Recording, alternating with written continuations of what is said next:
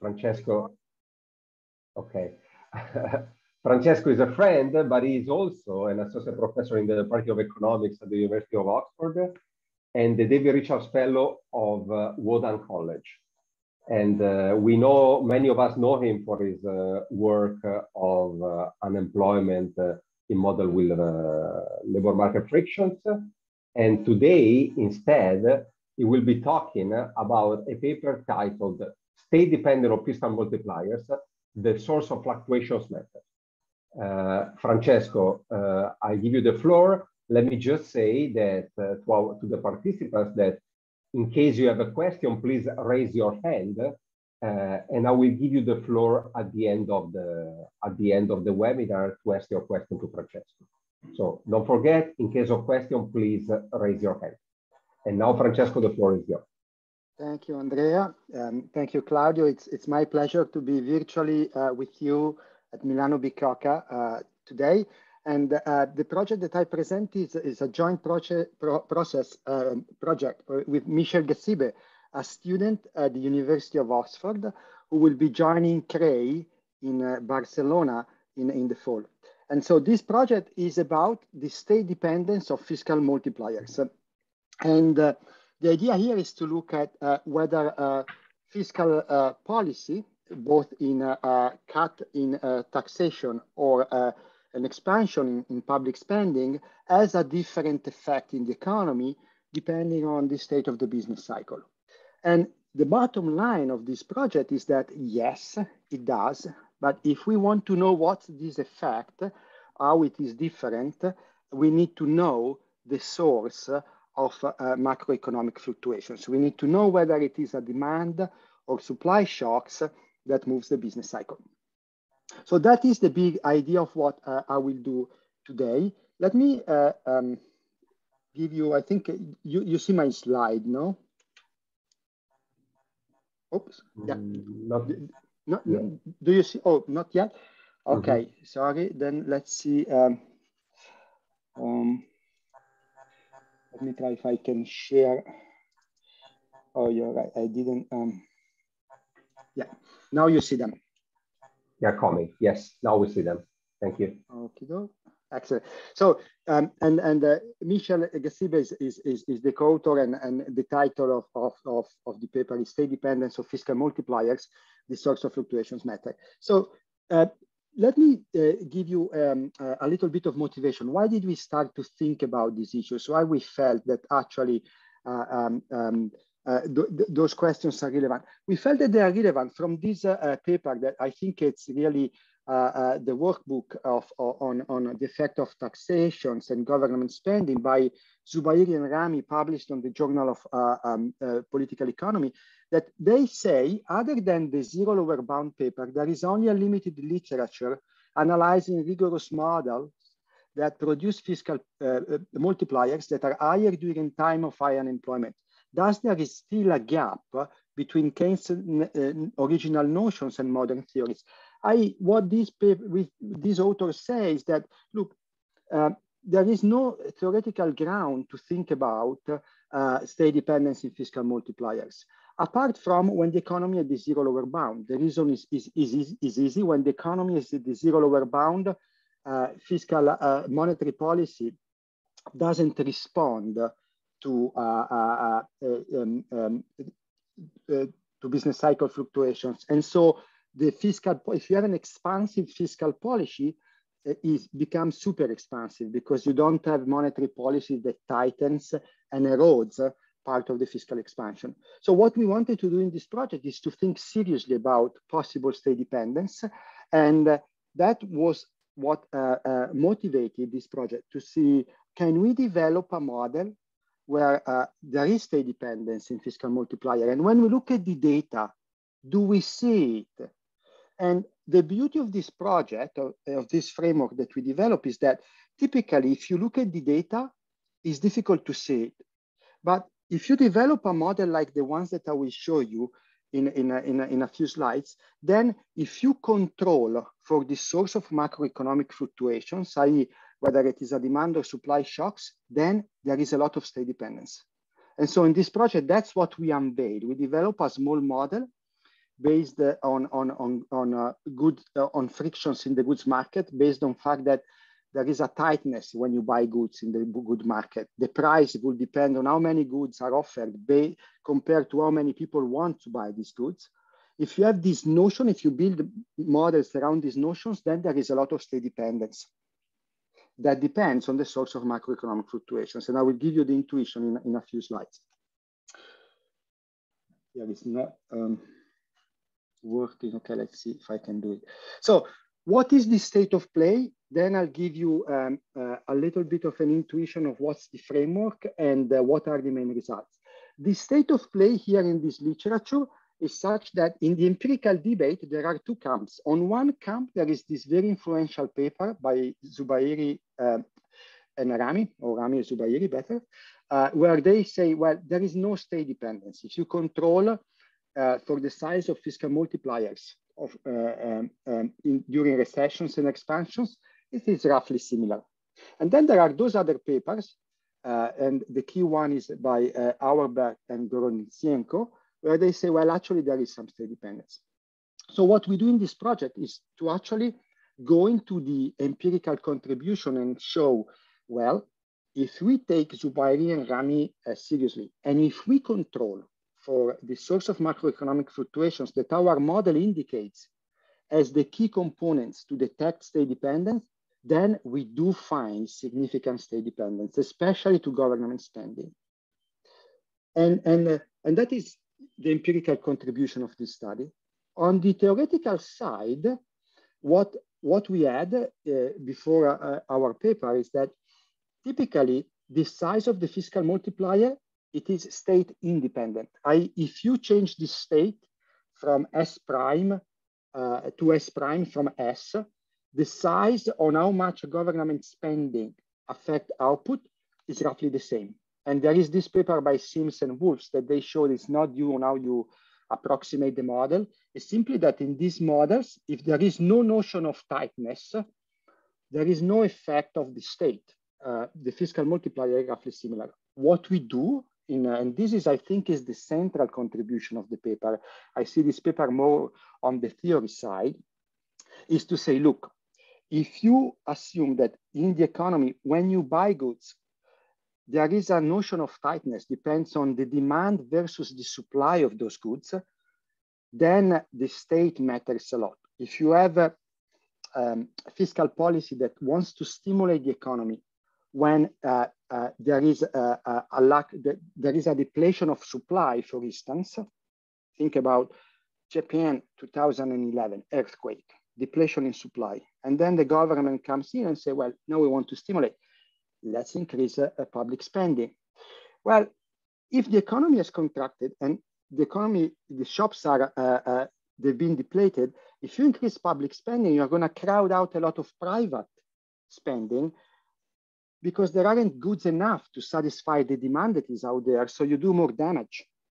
In that case, and so the multiplier is very small if the supply of those goods is small. In those cases, the best policy is to decrease taxation to incentivize the enlargement of shops. And so you see from this intuitive, all the talk will be about this simple intuition telling you that once you know whether the downturn, it is supply or demand driven, then you can predict how the multipliers to taxations and government spending are different. And in this way, we will provide you a theory for which this equality that we have here doesn't hold anymore.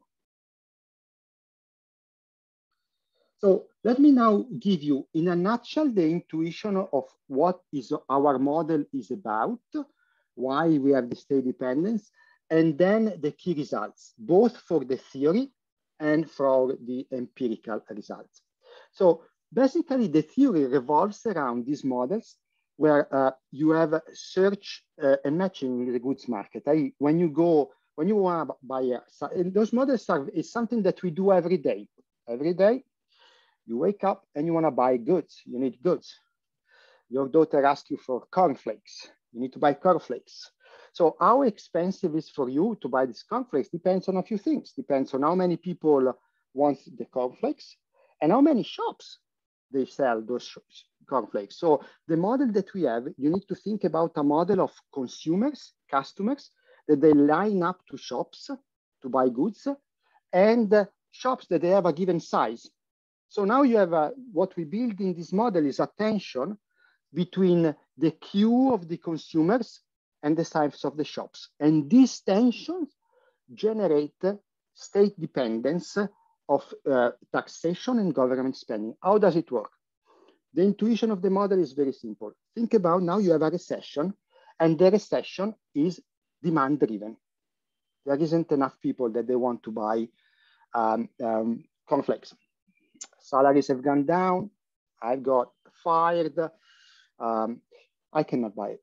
So then the government spending can be actually a very good thing, because by the government, by stepping in and buying the cornflakes, that will give a big kick to the economy, will make the economy continue producing cornflakes. And so the fiscal intervention, if there is a lack of demand, if the recession is lack of demand, is very powerful. On the other hand, think about if there is a lack of demand, but the government say, no, I'm not going to do government spending. I'm going to reduce taxation. By reducing taxation, it gives the incentive to those shops to expand. And so there is even more lack of demand, totally ineffective in the stimulation of the economy. And so one of our first results is that, first, the key results is that the cyclicality of fiscal multiplier depends on the source of fluctuations, and the spending multiplier is high when the recession is demand driven and is low when a recession is the supply driven. For the tax multiplier, it's the reverse. In this case, if you have an earthquake, then your shops shrinks, tightness goes up. You know, there are still the same number of people that they need the bread, but the shops are smaller. What's the best policy? Well, if the government steps in and say, okay, let's do government spending, let's stimulate the economy, you're going to make the price of bread even more expensive, and you're going to crowd out private spending. On the other hand, if you decrease taxation and you enable firms to expand capacity, then you have a huge stimulus to this economy. You can satisfy that demand that is out there and that pays extra cost because the market is tight. And so now I hope that you can see that the source of macroeconomic fluctuation is absolutely key for the tightness in the goods market. Is something that I think I wrote this paper before COVID. We started 3 or 4 years ago. But with COVID, you can see it even more, that it is really the tension between demand and supply that moves prices. And if you want to know which of the multiplier is larger or how actually they are different across time, you need to know how this tension builds up. And in this model, as a byproduct, this model also gives a reason for spending austerity. Typically in the literature, the key reason is the Rogoff idea. You need spending austerity because that enables you to continue to have credibility and raise funds in the financial market. Yeah, it's nothing to do with credibility. Austerity can be actually helpful. It is effective if there is excess demand, if the economy is overeating, austerity is good. You take out public spending, and so it becomes cheaper for the private sector to step in and do the consumption. And also, in this project, we say that austerity is good, but only if the labor market is rigid. If the labor market is flexible and you are overeating, the best is to reduce taxation, expand capacity, and satisfy that demand. So that is the theory. I think with if you got the intuition of that I just told you about the shops and the customers, then the rest is just very easy on the theory side. Then what we did was to leverage this nice theory. The model, the toy model that we developed is a 2-equation model. So we developed this theory from 2 equations. It's true that we have a bigger model for some quantitative analysis, but it's super easy.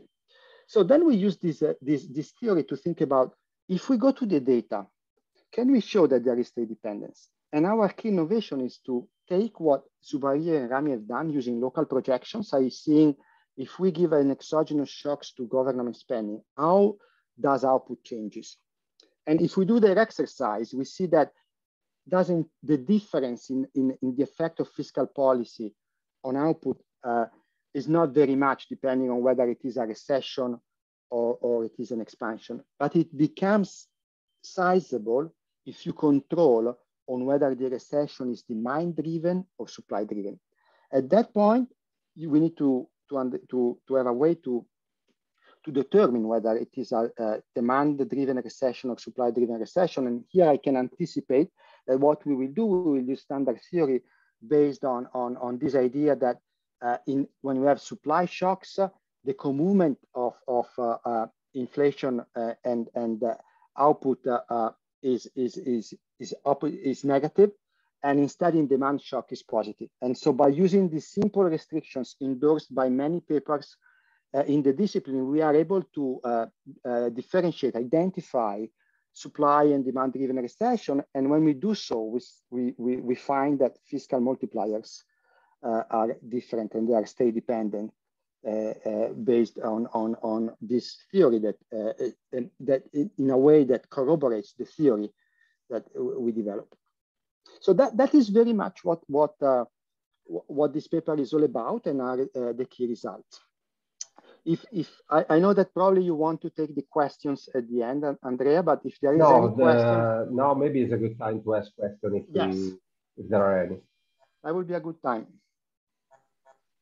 Well, I start myself, if you don't mind. Yes.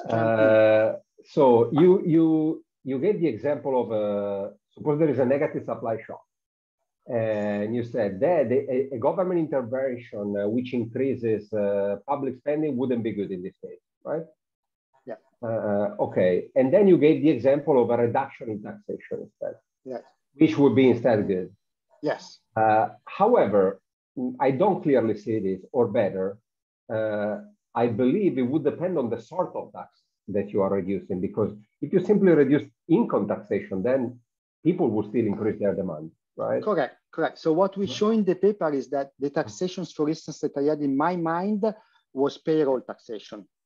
Payroll taxation, something that has to do with the firms, that incentivize the firms. It makes it less expensive for the firms to produce, and so it will give incentive to the firms to hire more people. And so the paper, if for those of you that had a quick peep into my webpage, you can see it's 115 pages with the appendix, precisely because we show that what taxations are effective, what taxations are not, but the taxation that in this case they work are the ones on the firm side. Consumption taxation, it works more in the direction of government spending, modulating demand. And instead you want supply side taxation on the firm side. So did you by chance have a look at profit taxation here? Yes, profit taxations are the ones that in this case will work. Okay. Because you can always, so what we do, we show also that you can also map different taxations can be isomorphic. And so you have that the taxations on the firm side, whatever you do can be isomorphic. You can modulate it in the same way that they provide the same stimulus to firms. And the taxation on the household side instead are more isomorphic for government spending. I see. That's a good question. Here, this is. There is another question. Yeah, okay, go ahead. There is a question by Francesco Morelli. Francesco, go on and ask your question if you want. Hi, good afternoon. Thank you. Yes, the question that I want to do is that it looks to me that the concept that you want to express is more related to the output gap, no? Because positive supply shock as a negative demand shock have in common the fact that the output gap is negative, no? While the opposite is true when you have a negative supply shock or a positive demand shock whenever you have a positive output gap, no?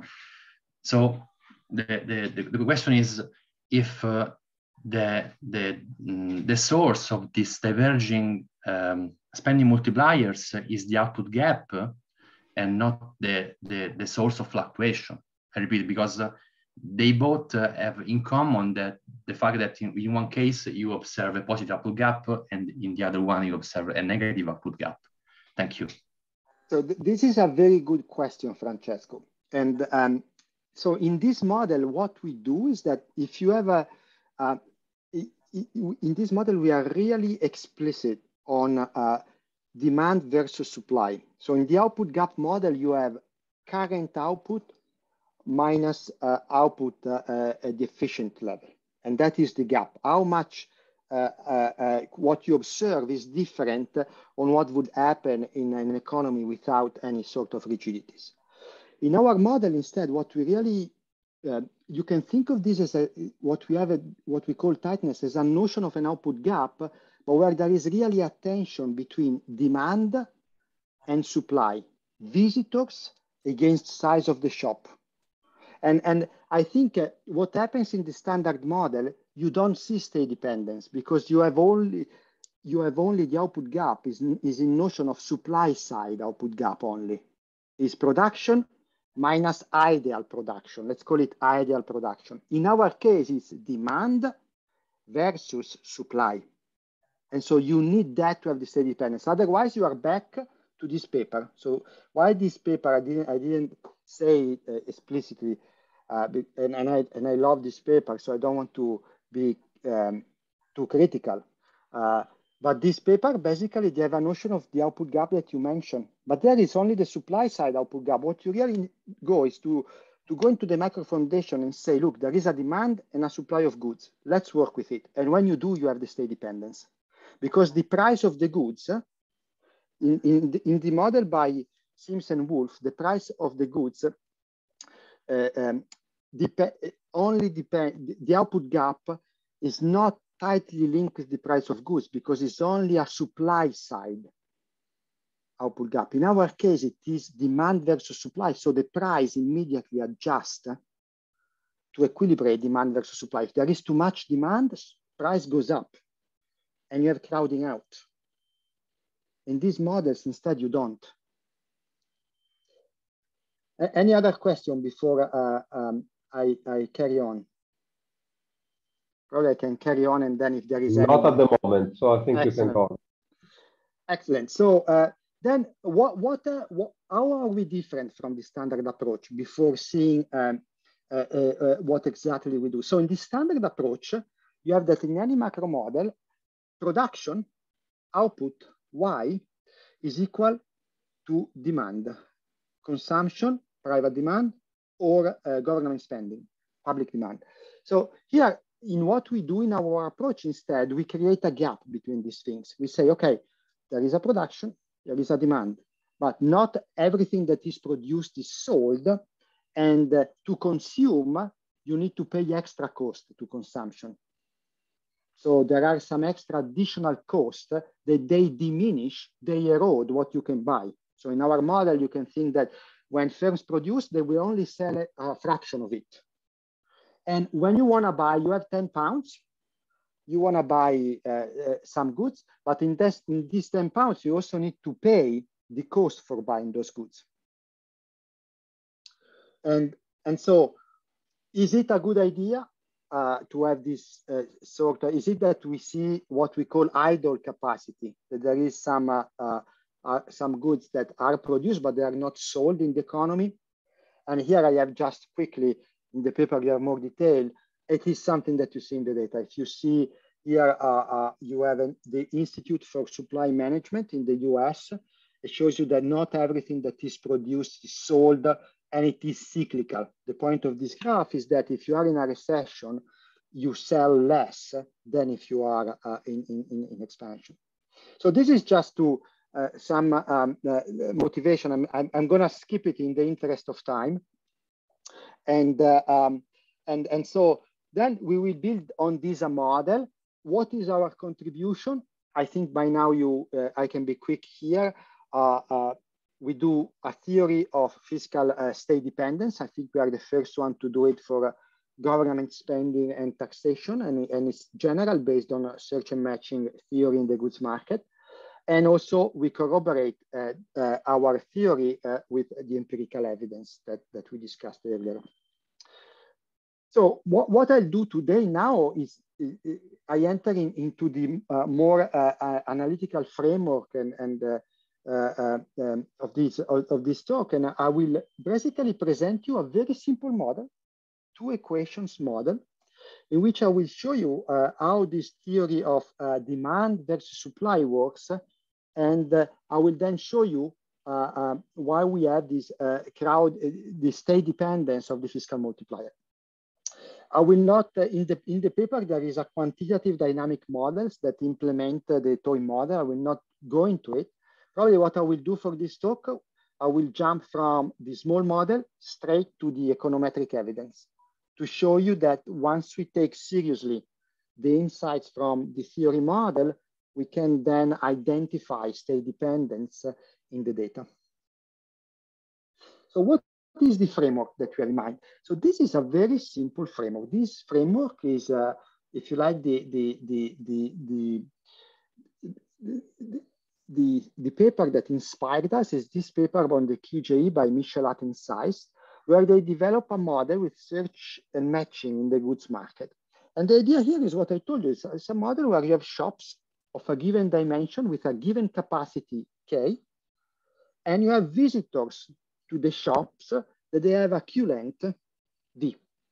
And so you have shop size K and Q length V.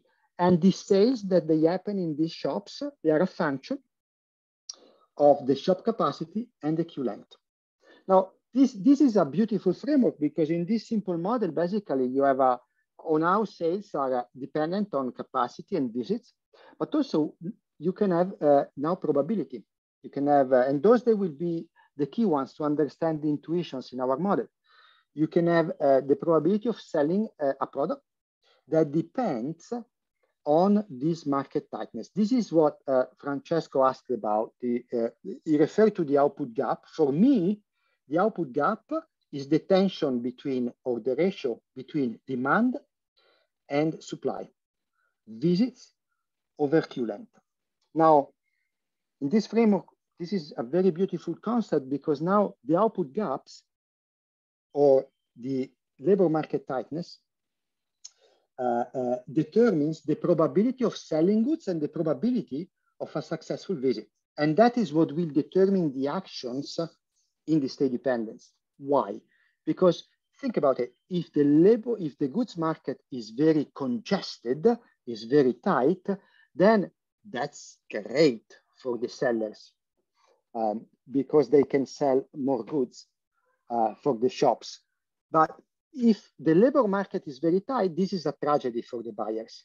They have a lot of competition, the shops is congested, they will be unhappy, and it will be more time consuming and costly to buy those goods. So when we have government spending, you can think that G moves the number of visits. Those are like, in the simplest version of the model, you can think about government employee that they go to buy goods in shops to then build bridges, for instance. And so G increases tightness. If you instead have a reduction in taxation, then you give incentives to the capacity of the shop to expand and tightness goes down.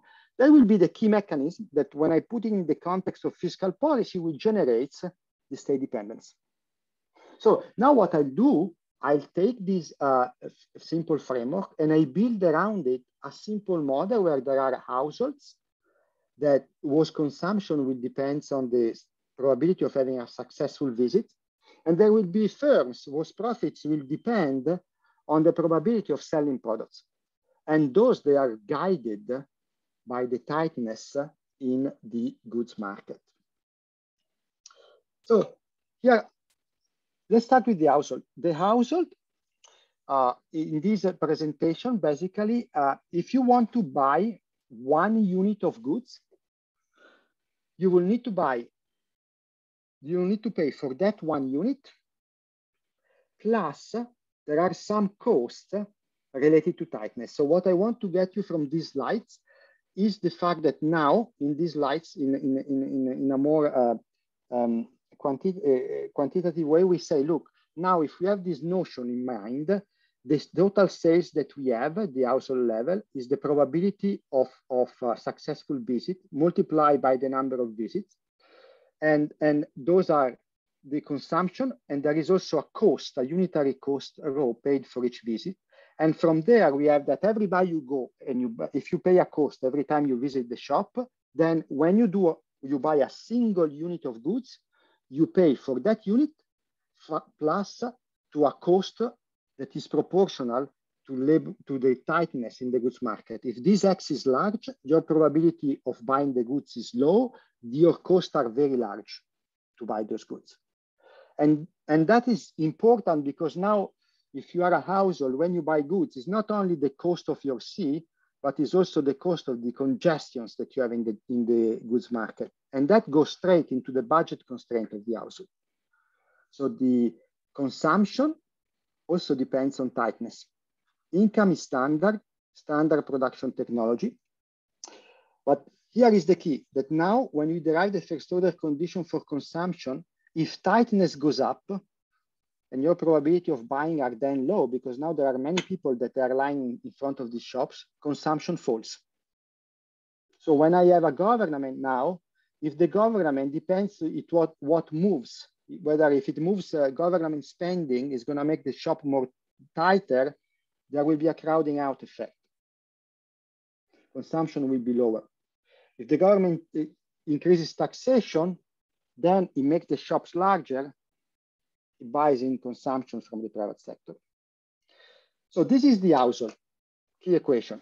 Second equation is the firm. Firm optimizes profit, and the profits is the expected sales, where the sales are the probability of selling multiplied by what the firms can sell, the capacity of the economy. The capacity we assume that has the standard decreasing return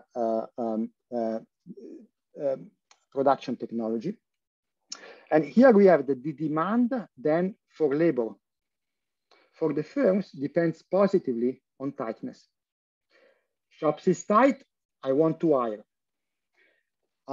The government spending comes in, tightness high, I sell more, I want to hire. And so now this tension, if taxation falls, then I want to expand my demand for workers. So those are how tightness works in this model. Now I need to show you the government and the equilibrium of the system, and then we are in business to think about the key results of this analytical framework. Let me do the government, then we can open questions on the small model. The government, so in this simple model here, I touch on what Andrea said, that he asked earlier on about what sort of taxation is it important, and how do they map into each other. So here for this presentation, I'll give you this story that the government is like the private sector, and it goes to shops and make visits to shops and buy goods. This is just one story. You can add that the government, instead of buying goods, build bridges, and so go and hire workers. But the tightness, the point that I want to make is that despite the narrative is different, the way in which in which tightness works in the model to generate the result is the same. And those fiscal arrangements, they can be mapped into one another. So the results that I give you for payroll taxation will work for labor income tax and sales tax. The results that I give you for the cyclicality of government consumption will work for public employment or consumption tax. This is, I think, was Andrea's question earlier on. But here, what happens is that the government also pays a cost every time it goes to the shop. So if that's the case, then here is the equilibrium of the model. Now you see how our model is different from the standard model. So as in the standard model, labor supply is equal to labor demand.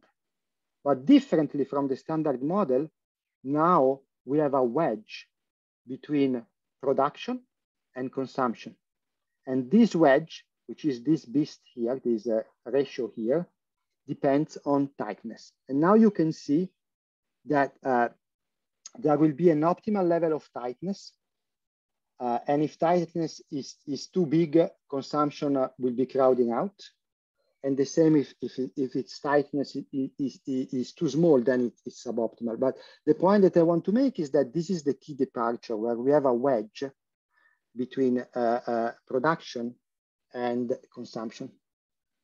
Now, what we'll do in the next part of the presentation is to use this simple model to derive the equilibrium, and shows you how the fiscal multiplier is state dependent, i.e.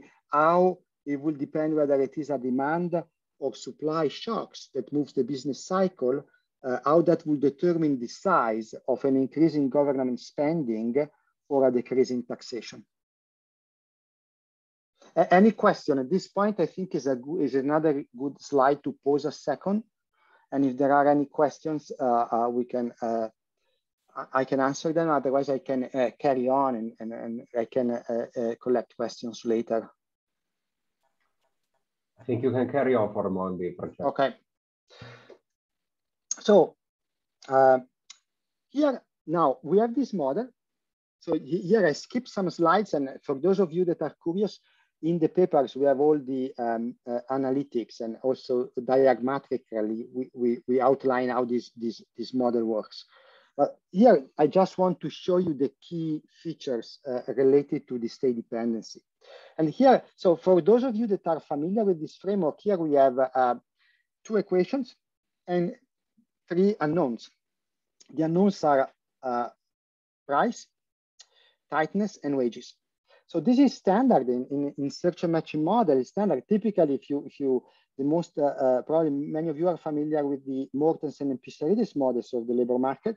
They do have indeterminacy, but they use wage Nash bargaining on the wage to close the model. And so they will postulate a third equation, since they will have 3 equations and 3 unknowns. For us, what we do is the following. So as it will be clear in a minute, the state dependence happens if prices are sticky, if prices cannot adjust immediately to shocks. Because if prices can adjust, then the market, the tightness will remain at the efficient level. If there is too much demand, then what happens is that prices would increase and the demand will remain at the efficient level. Or it will remain fixed at a given level if prices are flexible. The state dependence only depends if there are nominal rigidities. If there are nominal rigidities, suddenly you have more demand, but the price cannot optimally adjust.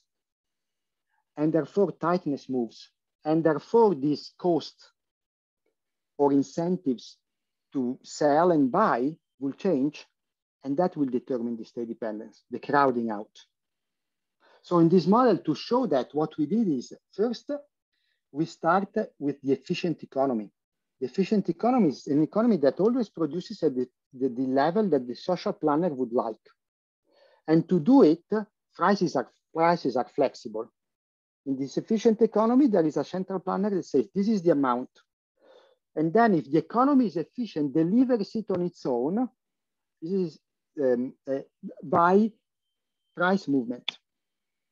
So if suddenly the government steps in, buys more stuff, prices increase, and tightness remains at the efficient level. And the system continues to produce at the efficient level. Yes, there is a redistribution, but the level is still efficient. When that is not the case, when prices, they have a degree of nominal price rigidities, then tightness adjusts. And now a tightness adjust will depend on the source of macroeconomic fluctuations. And so the response of the government spending, whether it is more or less effective, will depend, whether one of the two government spending, for instance, is more or less effective, will depend on the source of macroeconomic fluctuation. Is it a demand shock that caused the recession? Is it because there isn't enough demand? And if so, then it's good that the government puts in demand. Or is it because there is a depletion in the supply side? Suddenly the supply side is not working. Well, if that's the case, if the government steps in and asks even more things, that is gonna make the goods market more tight, and it will be even more expensive for consumers to buy, and private consumption will be crowded out. So that's the essence of what we will do. Now I will do it with some equations, some analytics, and I will show you quantitatively how that works in the model. Now in this second part of the presentation, it will become a little bit more techy. So if you have any question now before we go into some equation and some slang, that is a terminology, that's a good time not to lose the audience. Yeah. Yes, Francesco, can you hear me? Yes, Leo. Leo, yes. I didn't get how you pin down the equilibrium, how you solve the indeterminacy problem. So what's the extra equation that you impose? So I didn't get that. Yes, so that's a very good one, and I was a little bit vague. So here what we do is that we can choose whether to fix prices, whether to fix wages, or whether to fix tightness. So what we do in our exercise, we say, okay, we work with prices. We say, okay, let's assume an equation for prices. So in this toy model, what I will do, I will assume that prices are fixed. To outline how the model works if we have complete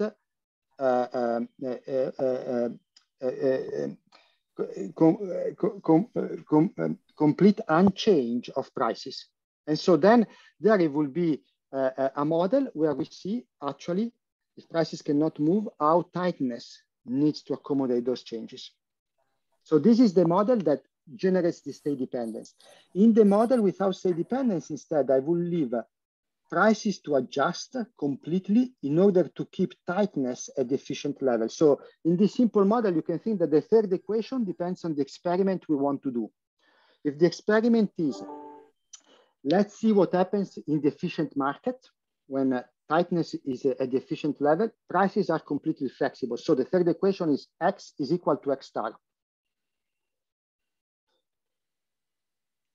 Instead, in a model where we say prices are sticky, we have an equation that makes prices sticky and let these two equations determine the other equilibrium of X and Y. So in a way, I have two equations. I have two unknowns. Then I fix one of the unknowns and I let the other equations determine the other two unknowns. And that's what I do. And practically what I do is that either I fix prices, and that's the efficient market, or I fix tightness. So even I fix prices, and that is the inefficient market where tightness will need to adjust, or I fix tightness at the efficient level and prices will adjust. I see. So this is very simple. In the more elaborated quantitative model, we will have here a sort of Calvo price rigidities.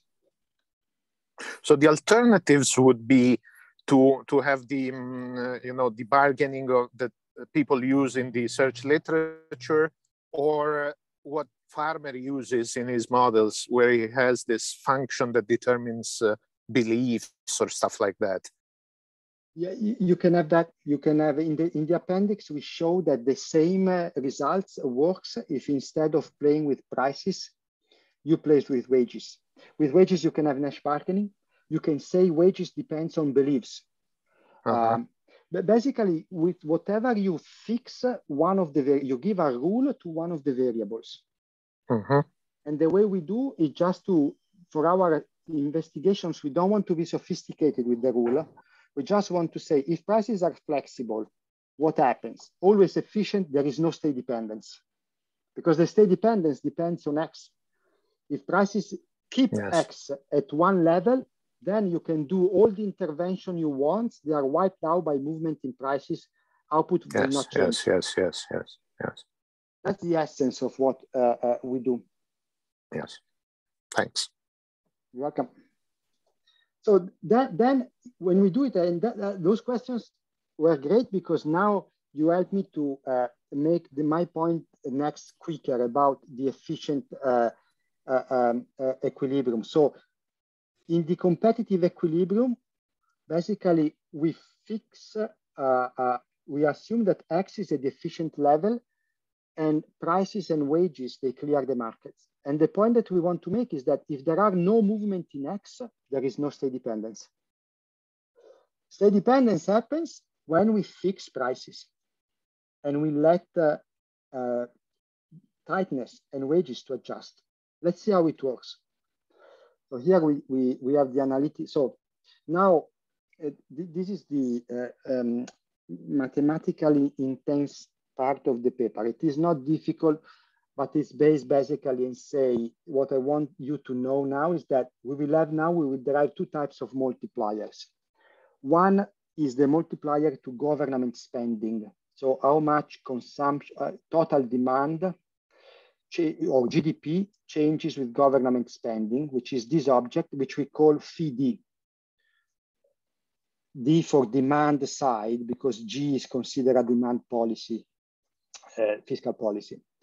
And then we do the supply side multiplier, which is how much GDP changes if we change taxation, and we call it phi S. So in the rest of this notation, what we need to know is that when you see the D, this has to do with G, is the fiscal multiplier related with G. When you see S, this is the fiscal multiplier related with taxation.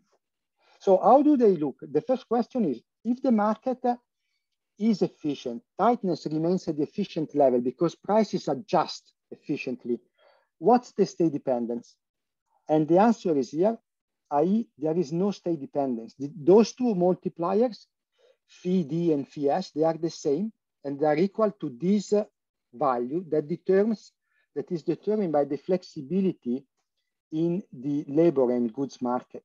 If the labor supply is very flexible, then what happens is that taxation is more powerful, but there is no state dependence. The size of the multiplier depends on how the market is, whether you have returns that are more or less increasing in the firm side, and whether the labor supply is more elastic. But there is no state dependence. Here, whatever the government does, if tightness doesn't move, no state dependence. However, we have state dependence when we have sticky prices, when prices cannot adjust efficiently to retain tightness at the efficient level. So here I think that, so this is a technical slide, but I want, let me see. So in this slide, what we do, we say, okay, to give you the intuition, we say, suppose now that we want to derive the fiscal multiplier when the labor market is completely rigid. This is the inverse of the elasticity of labor supply, i.e. that there is no expansion in the labor market. Because here we want to isolate the effect of tightness alone. So what these ugly slides tell us is the following. I'll give you the intuition that you have a size of the shop that is fixed. Here we fix the size of the shop so that endogenously will not change. And then we say, look, if we have government, if we inject government spending, what happens? Here we show that the more you inject government spending, the more you crowd out private consumption. And so the less effective government spending is. The idea here is that you are in these shops that is fixed, and visitors, they come to the shop. If you inject additional visitors through the government, then you are going to increase the cost for the private sector to make those purchases. So that is detrimental. And the government spending can become negative once you pass the efficient level of tightness. So after a certain point, government spending can become even negative. The whole point that I want to make with these slides is that demand side fiscal intervention depends on the tension between demand and supply. And the more you increase the demand for a given supply, the less effective government spending is. Now, think about one of the key results of this paper is, why do you need to know the source of macroeconomic fluctuations? Because imagine in this case that the shock is fixed. If you have a supply shock that the shock becomes even smaller, then government spending becomes even more damaging. If instead you decrease taxation and you give incentive to the shock you spend, then that really helps the economy. So you see that now what drives the downturn is important, because if even the fact that what drives the downturns changes tightness, the same level of government spending has a different impact on the incentives for buyers and sellers to trade with each other. So that I think is one key intuition. And here is the diagram. Here we have the fiscal multiplier, this object FD, how much GDP changes when we increase government for an increase of government spending. And you see that the tighter is the goods market, the less the government spending is in this economy. And here is when you have the efficient level. So this is the whole point of this exercise, is to show you that in this model, there is state dependence. It depends where you are, where the goods market is, for the effectiveness and the strength and the stimulus effect of government spending. And the tighter is the goods market, the less effective government spending is. So then the source of the fluctuation is important. Is it demand side shocks where tightness goes down? And so if tightness goes down, you climb up. Or it is a supply side shocks where the capacity goes down, and so you climb down here. We do the same, so I'm skipping, for the supply side, taxation. When you reduce taxation, what happens? You give incentives to these shocks, to this shock to expand. And so analytically, what we show in this paper is that the higher the tightness, the more powerful is taxation. So if you have if you have that suddenly a shop is depleted, the supply chain stops, and so the supply of the economy shrinks, tightness goes up. There is still the same number of buyers, but suddenly there aren't goods. There, it tells you taxation then is good. If you can release the firms from some taxation so that they can boost production, then that is a very effective way to do it. And in fact, when we show it, here we do the same graph, fiscal multiplier, this is for government spending. The tighter the labor market is, the more effective is a reduction in taxation. And if you increase the flexibility in the labor market, this curve will shift up. So how much time I have, Andrea? I think I cannot. You have 2 minutes, but given you ask for a couple of questions, you can go for 4 or 5. Okay, so that is the empirical, the theory side. Now, how do we leverage this theory once we do the empirics? So here is what we do.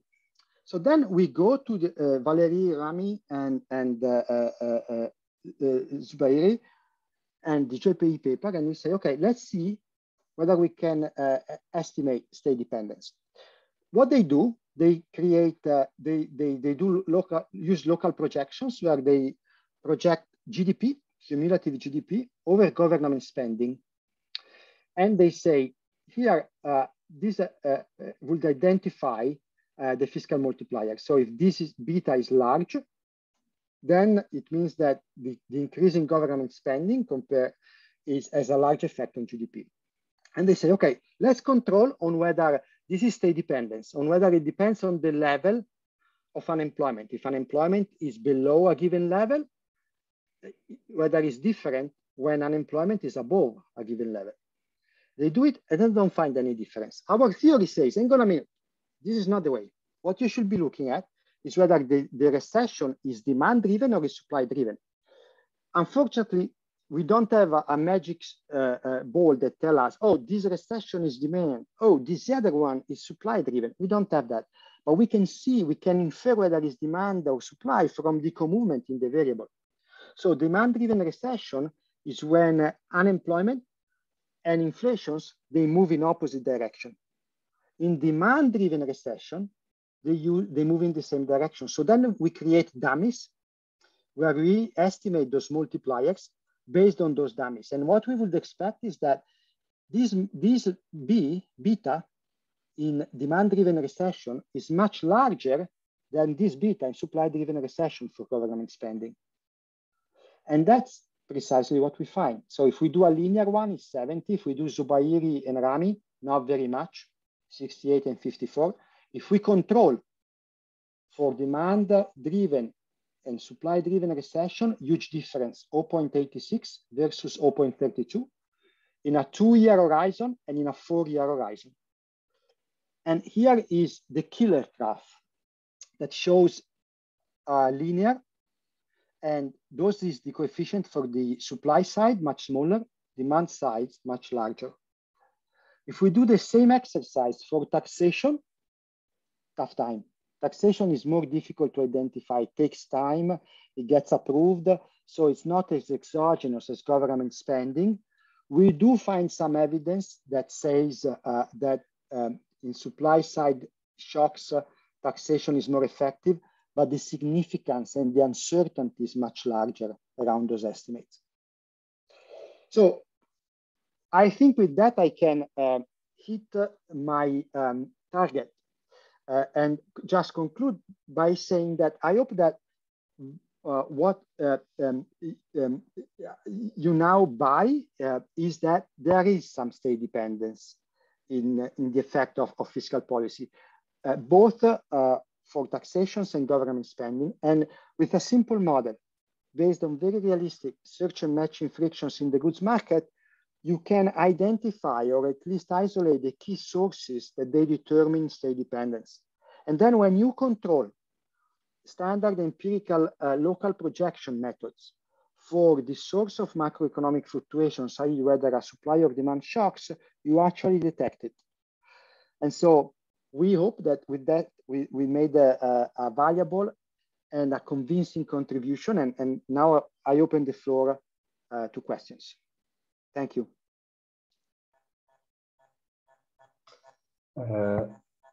So Francesco, I would ask a question to you, if you don't mind, and it's about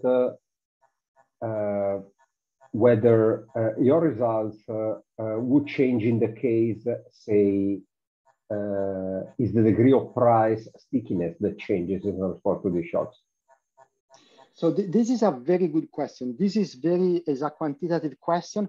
In this paper, we marginally touch upon it in the quantitative model that I didn't have time to show you, but the answer is yes. So if you have total inflexibility of prices, if prices are completely rigid, those effects are stronger.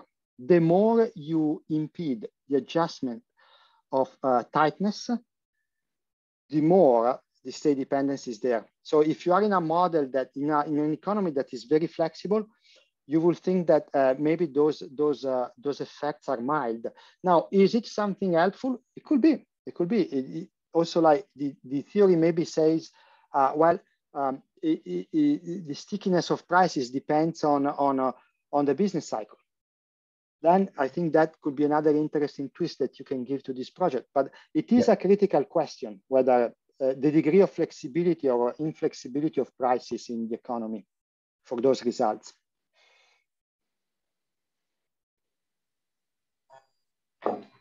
So I don't see at the moment other questions from the audience.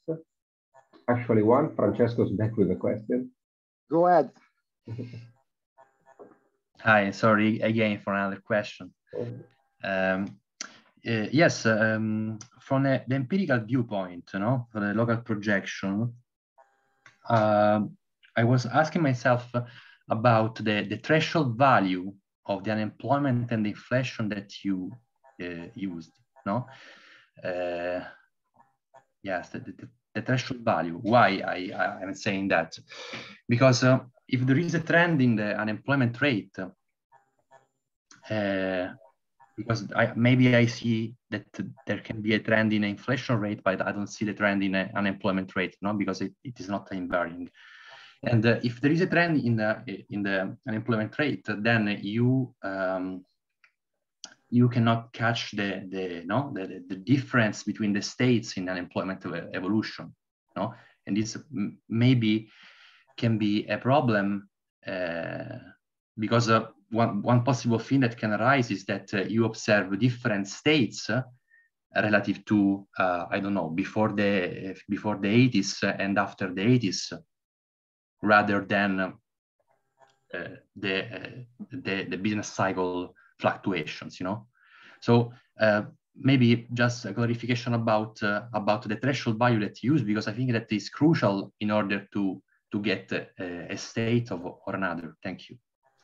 Thank you, Francesco. This is a very good question. It goes to, we pondered on this a lot of time, and I open up even a bigger box than the one that you very politely touched upon, which is, so this is, in theory, what we really wanted to do is to have a notion of tightness here, because also tightness in the paper we showed moves differently, whether it's a demand or supply shock.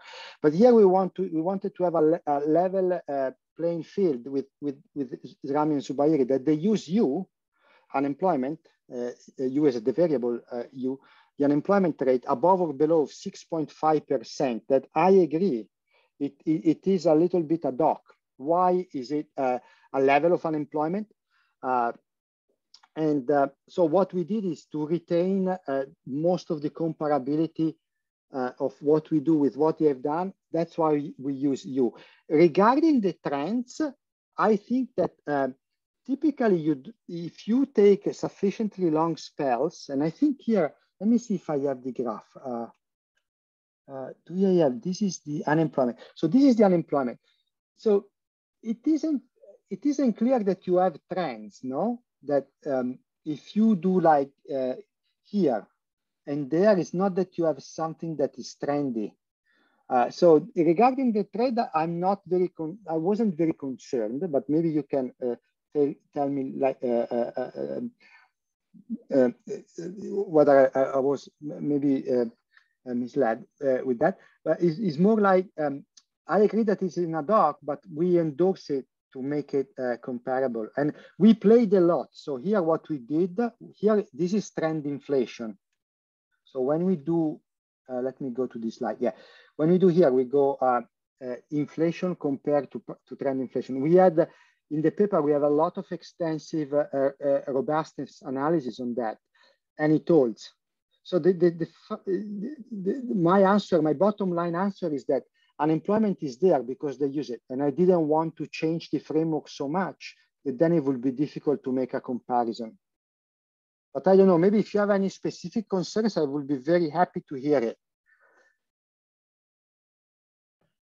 Yes, no, I ask this question because it is something like the same problem that I had in a similar analysis, because what I've done in the second chapter of my PhD thesis is to make a Markov-Zwichnyi estimation of the model of Andrea Colciago. So we used we did a Markov-Zwichnyi estimation for US economy of the model of Colciago, and also when studying the local projection. Which one, for curiosity?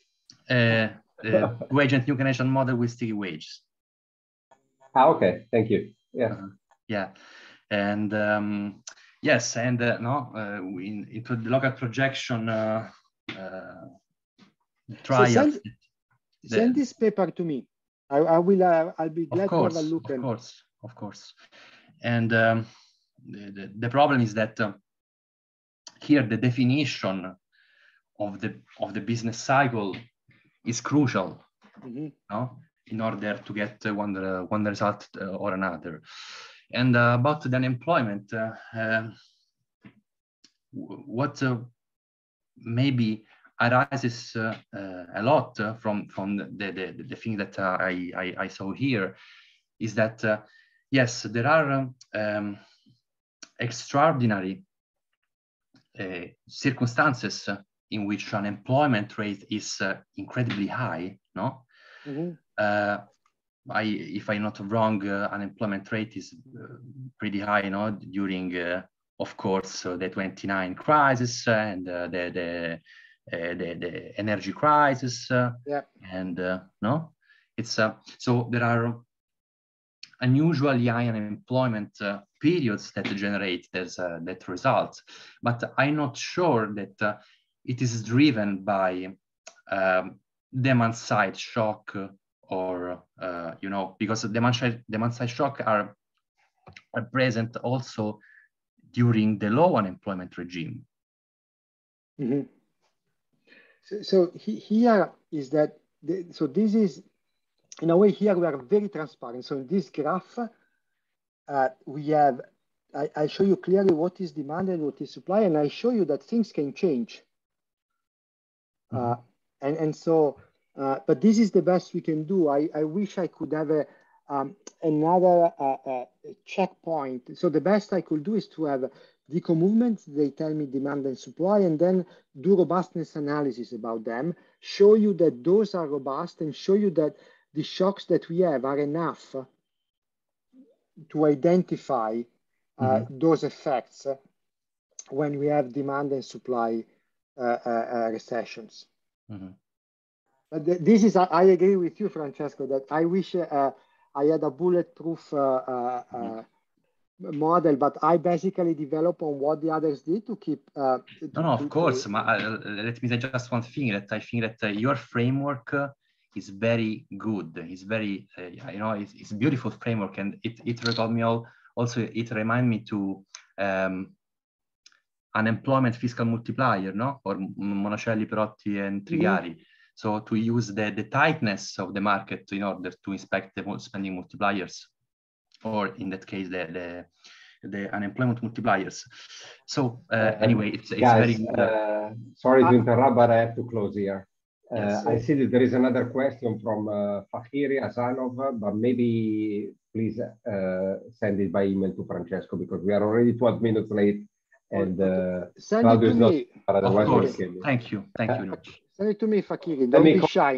Let me conclude by thanking Francesco for this very interesting and clear presentation. And we hope to see you again soon here at BICOC, hopefully in person next time. I hope so. Thank you very much. I really enjoyed it. Thanks to everybody. And thank you for the comments. Take care. Ciao. Bye. Ciao, Andrea. Ciao. Grazie. Ciao, ciao.